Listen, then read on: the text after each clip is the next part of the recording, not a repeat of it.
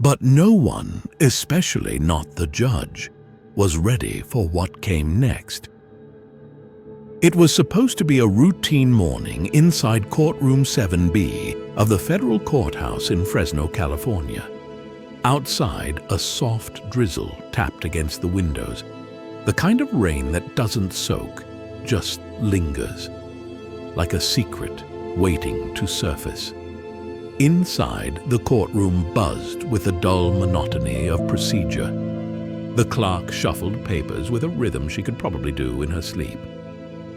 Reporters, half interested and fully caffeinated, adjusted their tripods, checking their phones more often than their notes.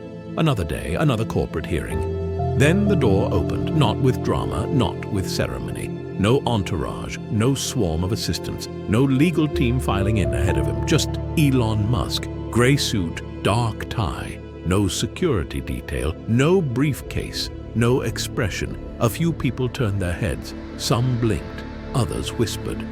But no one spoke loud enough to break the stillness that followed his entrance. He walked to the defendant's table and sat, alone, calm, collected, like he wasn't just about to face down a $3.2 million fine from a federal judge.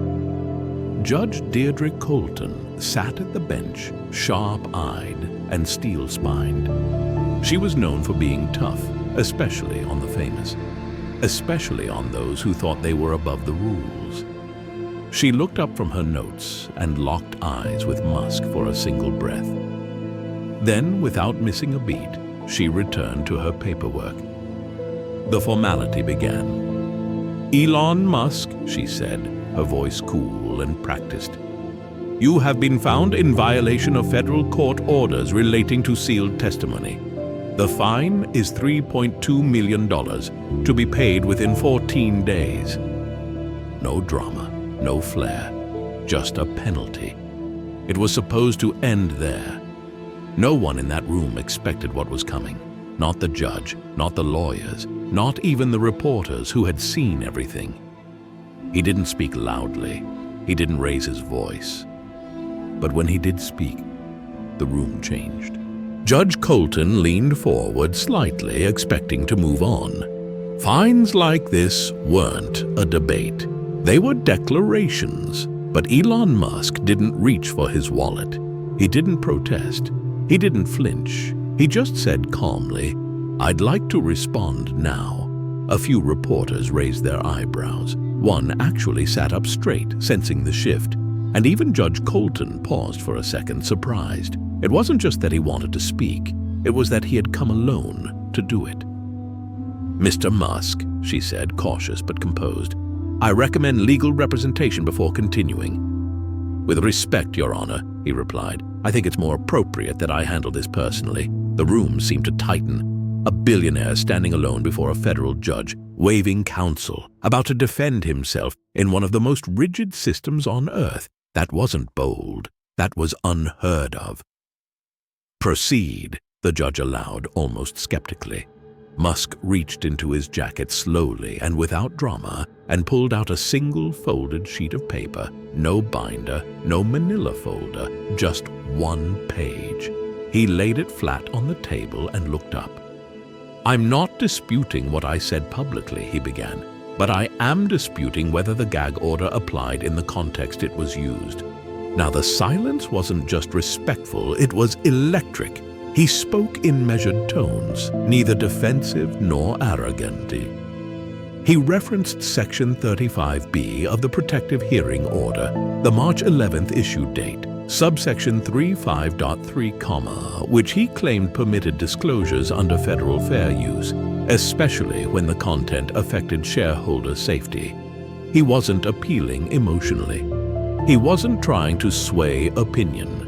He was quoting law. Judge Colton blinked once. Behind him, reporters started typing furiously. One lawyer whispered to another. Even the bailiff glanced at the bench, uncertain.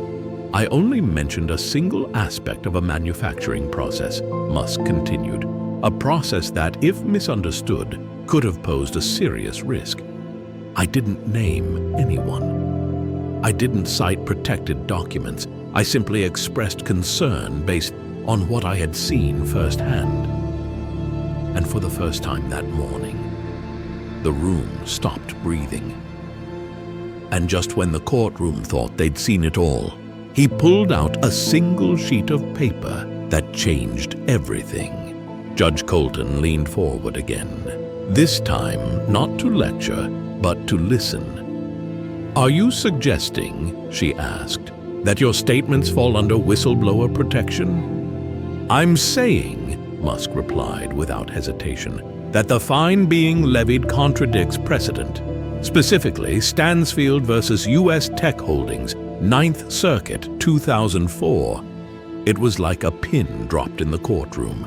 He had brought receipts, not press releases, not anecdotes. Precedent. In that case, the court had ruled that executive disclosures made in the public's interest, especially those regarding safety or risk, could not be penalized if they fell outside the exact wording of a gag order. And Elon Musk had just connected that ruling directly to his own. He wasn't grandstanding, he wasn't trying to dominate. He was precise, deliberate, like every word had been chosen hours before, but still sounded effortless. The kind of calm that doesn't come from power, it comes from preparation. Reporters typed faster. A paralegal jotted something onto a yellow pad. One of the opposing attorneys began texting under the table. Elon wasn't arguing, he was reframing. "Even discretion," he said quietly, "has boundaries." Judge Colton said nothing. Her fingers steepled under her chin. Her eyes, sharp as razors, didn't leave his face. In that moment, it wasn't a judge versus a defendant. It was a legal debate, one she hadn't expected, one she might not win. Finally, she spoke. "Mr. Musk, are you formally requesting a motion to dismiss?" "No, Your Honor," he replied. "I'm requesting a reassessment based on Statute 1287F, Provision 4. The penalty, as it stands, exceeds what that statute allows in cases of non-specific good faith disclosures that address imminent shareholder concerns." He paused, letting that sit in the air. "And I can provide additional rulings that support that interpretation." She exhaled slowly. Her voice dropped just slightly. "You're serious? I wouldn't be standing here if I weren't." In the back row, someone whispered, "Why didn't he bring his legal team?" Another answered, "Because this is personal." And just like that, a $3.2 million fine stopped being a sentence. It became a question. When they returned from recess, the courtroom wasn't just full, it was electrified. Judge Colton didn't say a word as she rose from the bench. She didn't scold, didn't object. She simply tapped twice on her notes and said, "We'll reconvene after lunch." Musk nodded once and sat back down, folding the single sheet of paper and placing it carefully into his pocket. Outside the courtroom, the shift was immediate. The reporters who had been typing before were now tweeting. Fragments of Musk's defense began spreading. Legal scholars, journalists, and constitutional nerds were already dissecting what had just happened. By the time the courtroom reconvened, the hallway outside was buzzing. Camera crews appeared. National outlets rolled up with their anchors in tow. Local law students were calling friends. Even people who didn't know what a gag order was suddenly wanted to know if Elon Musk could actually beat a federal fine with nothing but his words. But inside, it was silent. A heavy kind of silence. Musk returned to the same seat, same posture, same blank expression. And then Judge Colton walked in. This time, with a yellow legal pad full of notes. She didn't sit right away. "I read Stansfield twice," she said, "and I reviewed subsection 35B of the March 11th gag order." A low murmur ran through the back of the gallery. Then she held up the document Elon had handed her. "You were right," she said plainly. "There is an exception clause, but it applies to disclosures involving direct threats to consumer safety, not speculation." Musk nodded, calm. That's fair, but the language doesn't require confirmation. It requires good faith. And that's a legal standard. He paused just long enough. The court can't punish good faith disclosures that fall within its own framework, even if the concern turns out to be exaggerated. She studied him. You're walking a tightrope, Mr. Musk. I've walked narrower, he said. A few quiet chuckles broke out in the gallery. Even Judge Colton allowed a faint smile, but only for a moment. She flipped through her notes again. You made your comments 2 hours after the hearing. That timing suggests you may have spoken before receiving the written order. Are you saying you didn't have access to the gag order's full language? Musk shook his head. I had access, but the oral summary during the hearing was unclear. The full transcript was emailed 6 hours later. My statement had already gone public. The tension was palpable. So you're accepting responsibility for the timing, but not the intent? Exactly. I was trying to alert shareholders to a potential pattern, something that might pose long-term risk. The information I referenced didn't come from classified files. It came from internal audits, and that makes it mine. In the back, a young lawyer whispered, "He's pulling apart every thread." Her colleague replied, "Yeah." And somehow, it's holding. He wasn't trying to beat the system. He was making the system take a hard look at itself. Judge Colton tapped her pen once, then twice. The sound echoed in the courtroom like a gavel, though no ruling had been made. She looked directly at Musk. "You know," she said, "this court isn't in the habit of being corrected by civilians." Musk didn't blink. Then maybe the habit needs review. There it was. Not cockiness, not rebellion, just conviction, a calm, unshakable belief in what he was saying and how he was saying it. He wasn't trying to win an argument. He wasn't trying to outwit the system. He was asking it to listen. Colton leaned back. For the first time all day, she looked uncertain. "You're forcing this court to consider precedent it hasn't had to apply in over a decade," she said. "I'm only asking the court to apply its own rules." She scribbled something quickly into the margins of her notepad. "We'll reconvene in 24 hours for a final ruling. Until then, no further statements to the media. Understood?" Understood. She stood and exited. Musk remained still, collecting his single page of notes. He didn't celebrate. He didn't smirk. He just walked out. But everyone in the courtroom knew something had shifted. This wasn't a defendant who'd poked holes in an argument. He had poked holes in the system's confidence. Outside the courtroom, the real storm was just beginning. The next morning, Courtroom 7B didn't open quietly. Reporters arrived 2 hours early. Microphones clutched like swords. Legal analysts camped out by the steps. Locals who had never cared about due process before were suddenly glued to Twitter, waiting. By the time Elon Musk walked in, same suit, same expression, the air felt different. He wasn't just a billionaire anymore.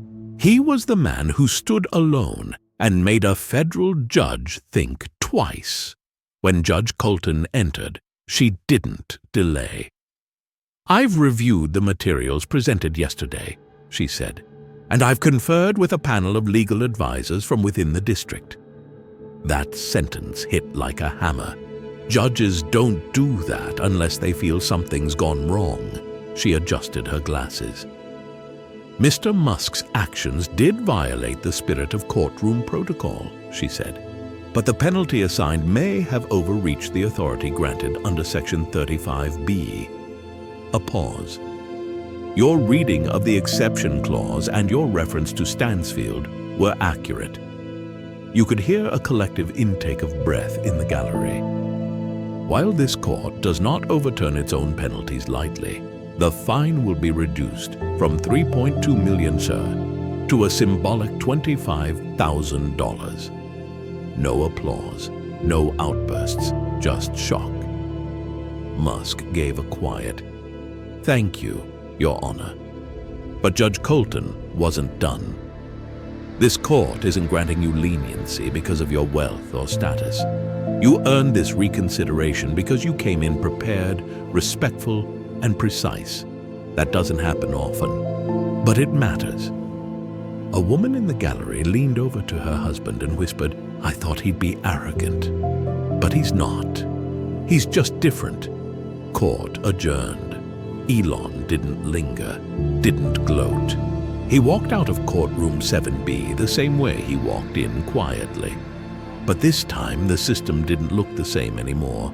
But what mattered most wasn't what the system thought. It was what people felt.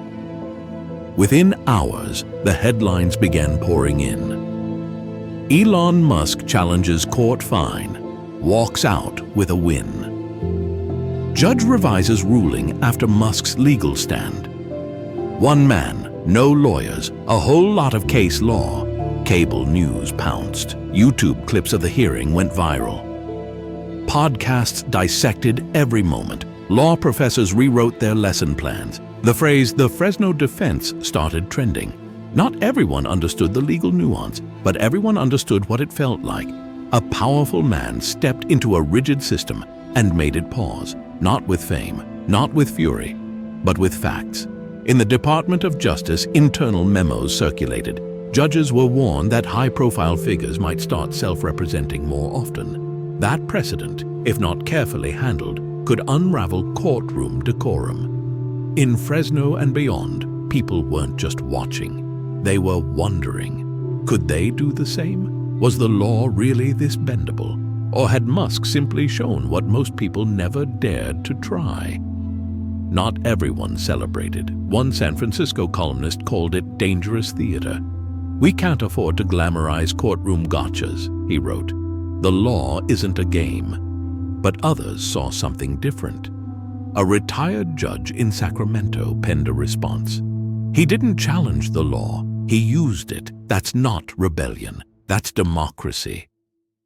Functioning exactly as it should. In law schools across California, transcripts of the hearing were printed, highlighted, analyzed. And through it all, Musk said nothing. No press tour, no interview. He went back to work, but the silence only amplified the echo of what had just happened. Because sometimes the loudest impact comes from the quietest fight. Far from the headlines, something was happening. It wasn't in courtrooms or universities, it was in coffee shops, work vans, union halls. People who had never followed legal stories before suddenly found themselves gripped by this one, like Marcus, a 34-year-old mechanic from Flagstaff. He saw a 6-minute clip online. No shouting, no drama. Just a man with one sheet of paper, calmly stating why the system got it wrong. Marcus watched it twice, then printed it. His coworker laughed. "Why'd you print it?" "Because," Marcus said, "if a guy like that can stand up in court without 30 lawyers behind him, maybe I can speak up at my next union meeting without second-guessing every word." In Sacramento, a retiree named Barbara reopened a case about a housing code fine she believed was unfair. She mentioned the Musk hearing in her motion. To her surprise, the clerk had already read about it. Her case wasn't overturned, but it was reviewed. She got a partial refund. The message wasn't that Musk had outsmarted the system. It was that the system, when confronted with calm, reasoned defiance, could still stop, reevaluate, and adjust. And that changed everything. Back in Fresno, Judge Colton sat in her chambers with a cold coffee and a yellow legal pad full of notes she never expected to take. She wasn't shaken by the ruling, not really. What lingered was the idea that someone, not a lawyer, not a lobbyist, but a person had walked into her courtroom and said, "Here's what you missed," and had been right. Her clerk entered. "They're calling it the Fresno defense," he said. Law students are assigning it for ethics discussions. She didn't laugh. She didn't object. She simply nodded. Somewhere across town, Elon Musk sat at a quiet cafe, looking out the window. A stranger approached and said, "I don't know if I agree with you, but the way you handled yourself, that mattered." He nodded. "Thank you." No fanfare, no applause, just impact. Because the real change didn't happen on the bench. It happened in the minds of the people watching. And that was only the beginning. He didn't walk out a hero. He didn't walk out a villain either. He walked out as a man who knew what the rules said and made sure everyone else knew too. The fine was reduced. The headlines faded. The world moved on. But something about that moment stuck. It wasn't the money. It wasn't the courtroom. It was the idea that even in a system built on hierarchy, on power, on procedure, someone with the courage to speak clearly and the discipline to do it legally could still make a difference. Elon Musk didn't overpower the courtroom. He didn't overwhelm it. He persuaded it. Not with theatrics, not with loopholes, just logic. In a time where volume often drowns out reason, he chose restraint. In an era of drama, he chose detail. In a place designed to intimidate, he stood straight and simply said, "Here's what you missed." And the court listened. That moment became something more than a legal story. It became a reminder that clarity still matters, that facts still have weight, that systems, even when hardened by years of tradition, can still be swayed, not by pressure, but by precision. So here's the takeaway. Don't assume every system is immovable. Don't back down just because the room feels bigger than you. Read every line. Know what you're standing on and speak, because even the sharpest voices in the room can be silenced by one person with the right words and the courage to use them. If this story moved you, if it made you think, or reminded you that logic and calm defiance still matter, consider subscribing. There are more stories coming. Stories that challenge, inspire, and remind us that sometimes the quietest voices leave the loudest echoes.